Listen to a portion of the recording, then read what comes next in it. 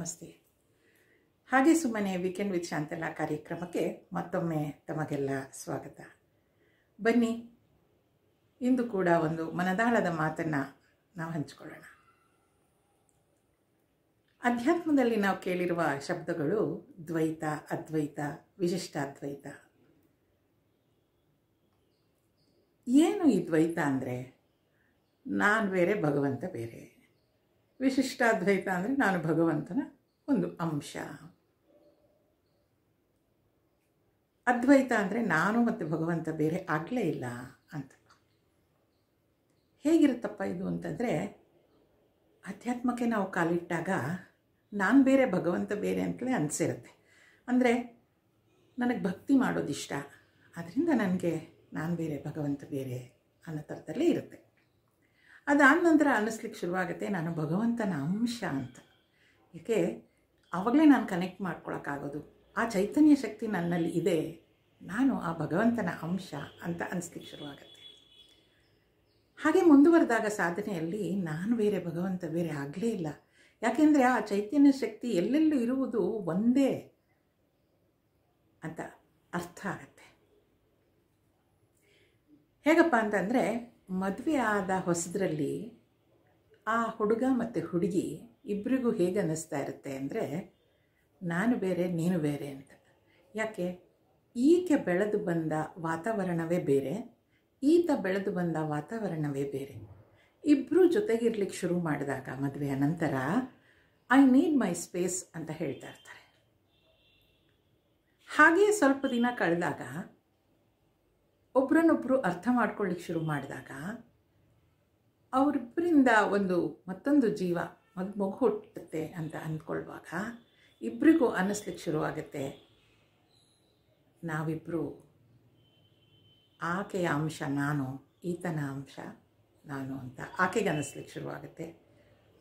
ಹಾಗಾಗಿ ನಮ್ಮಿಬ್ಬರ ಅಂಶ ಕೂಡ ಇಲ್ಲಿ ಬೆಳೀತಾ ಇದೆ ಅನ್ನೋದಾಗುತ್ತೆ. ಇನ್ನೂ ಹಾಗೆ ಸ್ವಲ್ಪ ದಿನ ಅವರು ಒಟ್ಟಿಗೆ ಇದ್ದು ಆ ಮಕ್ಕಳನ್ನು ಬೆಳೆಸಿ ಅವರ ಜವಾಬ್ದಾರಿಯನ್ನು ಮುಗಿಸ್ಕೊಂಡಾಗ ಇಬ್ಬರು ಎಷ್ಟು ಹತ್ತಿರ ಆಗಿಬಿಟ್ಟಿರ್ತಾರೆ ಅಂತಂದರೆ, ಆತ ಬೇರೆ, ಈಕೆ ಬೇರೆ ಅಂತ ಆಗೋದೇ ಇಲ್ಲ. ನಾವಿಬ್ಬರು ಒಂದೇ ಅನ್ನೋ ಥರದಲ್ಲಿ ಬಾಳಲಿಕ್ಕೆ ಶುರು ಮಾಡ್ತಾರೆ. ನೋಡಿ ಎಷ್ಟು ಅದ್ಭುತ ಅಂದರೆ, ಮೊದಲು ಮದುವೆ ಆದಾಗ ಅಲ್ಲಿ ದ್ವೈತವೇ, ಬೇರೆ ಬೇರೆ ಆಗಿರ್ತಾರೆ. ಕೆಲವು ದಿನಗಳ ನಂತರ ಅದು ವಿಶಿಷ್ಟಾದ್ವೈತ ಆಗುತ್ತೆ. ಅದಾದ ನಂತರ ಅಲ್ಲಾಗೋದೇನೋ ಅದ್ವೈತ. ನೀವು ಯಾರನ್ನಾದರೂ ಒಬ್ಬರನ್ನು ಕರೆದ್ರೆ ಇಬ್ಬರು ಬರ್ತಾರೆ. ಈ ಮದುವೆ ಅನ್ನೋದು ಹಾಗೆ ನೋಡಿ. Marriage is nothing but 100% cooperation. It is 100% commitment. ನಾವಿಬ್ಬರು ಏನೇ ಆಗಲಿ ಜೊತೆಗಿರ್ತೀವಿ ಕಡೆವರೆಗೂ ಅಂತ ಒಂದು ಕಮಿಟ್ಮೆಂಟ್ ಇರಬೇಕು.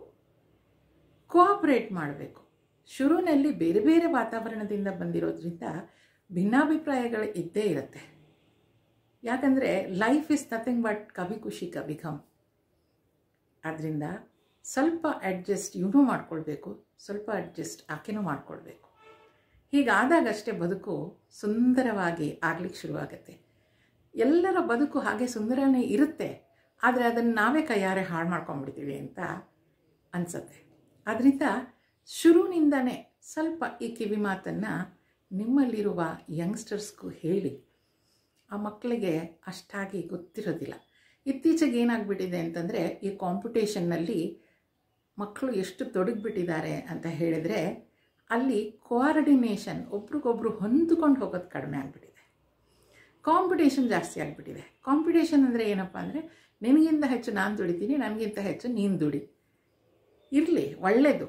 ಆದರೆ ಇಬ್ಬರು ದುಡಿಯೋದು ಒಂದು ಸಂಸಾರವನ್ನು ಚಂದವಾಗಿ ಇಡಲಿಕ್ಕೆ ಅನ್ನೋ ನೆನಪು ಯಾವಾಗಲೂ ಇರಬೇಕು. ನಿಮಗೂ ಕೂಡ ಈ ರೀತಿಯಾಗಿ ಅನ್ನಿಸ್ತಾ ಇದ್ದರೆ ಇದನ್ನು ನಿಮ್ಮ ಸುತ್ತ ಇರುವ ಯಂಗ್ಸ್ಟರ್ಸ್ ಜೊತೆ ಹಂಚ್ಕೊಳ್ಳಿ. ನನ್ನ ಕಾಮೆಂಟ್ ಬಾಕ್ಸಲ್ಲಿ ಕಾಮೆಂಟ್ ಬರೀರಿ. ಮತ್ತೆ ಸಿಗ್ತೀನಿ ಹಾಗೆ ಸುಮ್ಮನೆ ವೀಕೆಂಡ್ ವಿತ್ ಶಾಂತಲಾ ಕಾರ್ಯಕ್ರಮದಲ್ಲಿ. ನಮಸ್ತೆ.